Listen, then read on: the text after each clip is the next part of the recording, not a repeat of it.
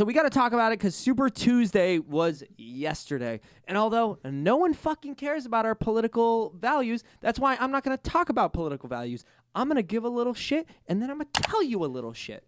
All right? So I'm going to get into it, dude. Super Tuesday was yesterday, which means that 14 states, had voted. And we don't give a shit about the Republican Party because Donald Trump's obviously the front runner. Yeah, he's just crushing. If you're monitoring the who's going to be the front runner for the Republican, don't bother. It's Donald Trump.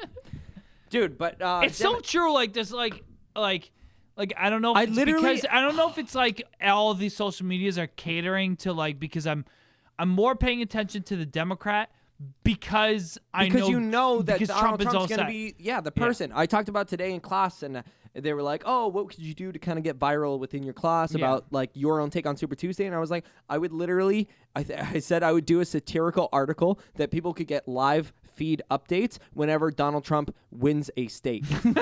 And it would just be like, ding, Donald Trump won California. Let's go. Yeah. You know it's going to happen. I know. But so the primary was in 14 different states. A lot of people dropped out. Fucking the boy Booty Gang dropped out. Booty Gang, fucking dude. Clog shoes. I know. And Bloomberg does not get a fucking Bloomberg can we does not get anything, dude, Can because we talk he's about Bloomberg. Can we talk about Bloomberg? Okay. The man spent $500 million, dude. It didn't even fucking make a dent in his wallet. He must have been like, that was a fun couple months. That was cool. Whatever. Dude, Bloomberg. The thing that baffles me about Bloomberg, okay? So I don't even know who he is. I don't know what he stands for. I don't know anything about Bloomberg. He's the old mayor or governor or senator of New York. Something along the lines. I understand that. Yeah. But how does he have so much money? I didn't hear his name at all in the running. No, he just started like a little while ago. Oh, is that what happened? Yeah, he started like a late campaigning. bloomer? He was like, he was the Michael Bloomer.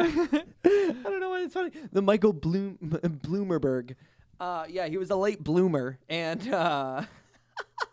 that's so stupid. I love it.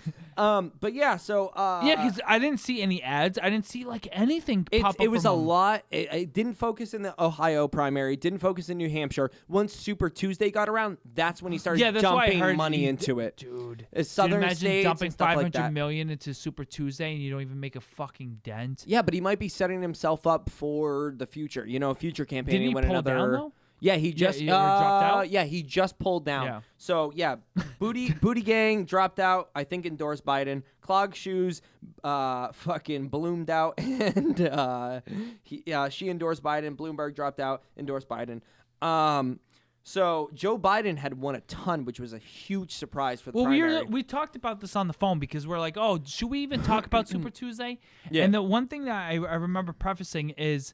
Like, the thing is, like, say there's 100% of the delegates, okay? Sure. Think of a pie chart, okay?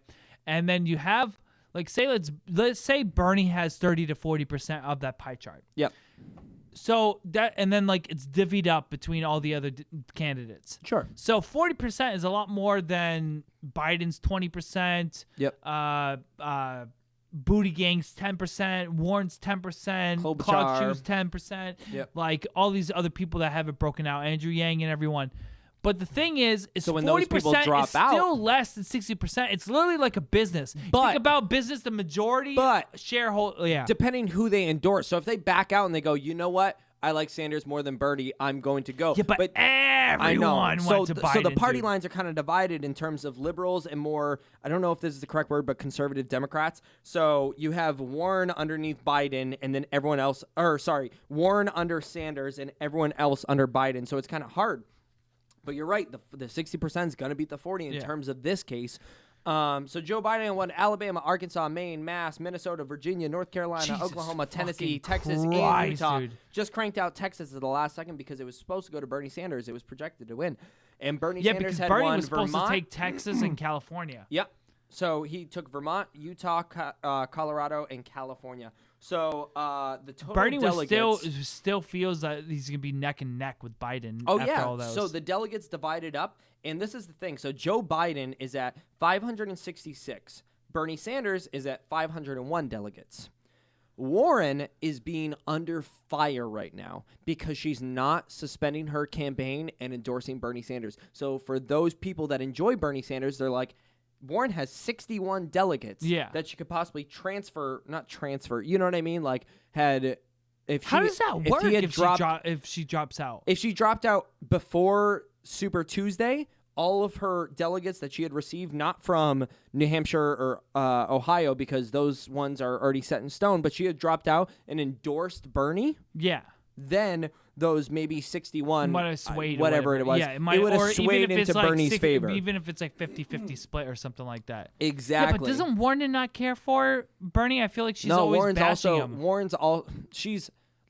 She's in between the rest of the party and Bernie. So she's considered a liberal Democrat or a socialist Democrat, whatever you consider Bernie, along the same party lines. But every time she talks about Bernie, she's like, no. Well, because she wants to win. You know what I mean? No, You're still going to bash the dude that's next to you. I get it, but no, I don't know. But yeah, so fucking Super Tuesday coming from you from the people who voted early in New Hampshire. I think that's it. I don't know. Like this, It's so weird, dude. It's such a weird process. It's weird, man. It is.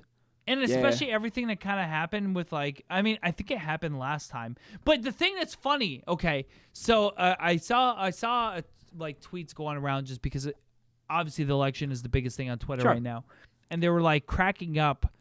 Like, it's like they blamed last election on Russians who supposedly spent $100,000 and invested to sway the election, but Bloomberg invests $500 million and can't do anything. Well, I mean, in some parts he was doing really well, in some parts he wasn't. But I think it's also if it is true, if those numbers are like the 500 to 1 or 5,000 to 1 or whatever, if there was like I don't want to get into conspiracy theories or the truth or whatever the fuck it is.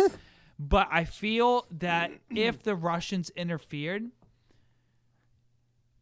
it's like a snowball effect from the initial like investment, because what they did was they created a divide, and they created like such a like they divided Hillary and Bernie so much that like no one wanted to support one or the other, because like if you're a Democrat, there's extreme views, and like you know, like if you're Hillary, doesn't mean like sometimes when like you have multiple people running, like they're so closely affiliated that if one drops out, just almost similar to Buttigieg dropping out, and then mostly everyone goes to Biden, or or whatever. Yeah. So like a lot, but like it almost makes like 3 different parties. And in those previous elections, it seemed like there was such a big divide that there was no way for the Democrat Party to come together to beat the Republicans. I mean, we were on the phone earlier, and the statistic I heard specifically from NHPR, which I listen to on the radio when politics come around, I just feel like it's like a good news source for me, and I can do it while I'm driving, which is nice. So when I was listening to them, they said that 90% of supporters, Biden supporters, said that if Biden wasn't the front runner, they would support the other Democrat. When you go to Bernie Sanders voters, they said that 50% of them would go over to Biden, and 50% would say no. Might either not vote, just like they did last year for Hillary Clinton, or they would maybe even go to Donald Trump, which I don't know what the outcome is. I don't know what the split is exactly, but after hearing that, it's like, fuck, man, you know what I mean? I saw. It's funny because I see it with Bernie, and then I see it with Andrew Yang, where like a lot of their supporters are so diehard into what they're bringing to the table that they don't want to sway any other way. Like they will like it's like, all like or nothing I for saw them. like a lot of Yang Gang or nothing. And then Bernie or nothing. And then you saw that with the last election. While like again with the other like candidates, it seemed like people are like, oh, we just want a Democrat that kind of is in our general direction. Exactly. Like, we believe more in this person, but we rather take the lesser of two evils. Correct. But yeah. No, I feel that. I don't know. So that's so that's your highlight from Super Tuesday from your 2 favorite soy boys from New Hampshire.